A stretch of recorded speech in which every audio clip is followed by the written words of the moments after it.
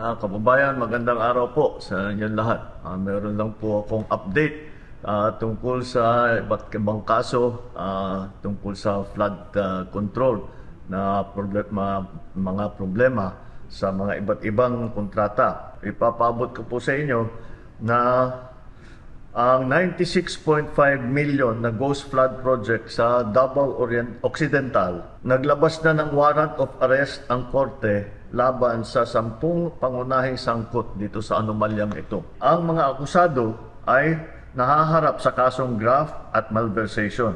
Ito pong mga kasong ito, hindi po bailable ito. Hindi pwedeng bayaran ang kanilang para sila makalabas sa kulungan. Kabilang na po rito si Sara Diskaya na sa kasalukuyan ay nasa kustodiya ng NBI. Bukod dito, may 8 opisyal pa ng DPWH ang nagpahayag na kagustuhan nilang sumuko. Ito po ay patuloy namin ang gagawin at simula lang po ito at patuloy namin imbestigahan at kakasuhan lahat po ng may kinalaman sa mga iskandalo na nakikita natin sa mga flood control project. At titiyakin po natin na hindi lamang sila ay makakasuhan, kundi maibalik ang pera ng ating mga binayad ng ating mga kababayan ay ibalik sa kaba ng ating bansa.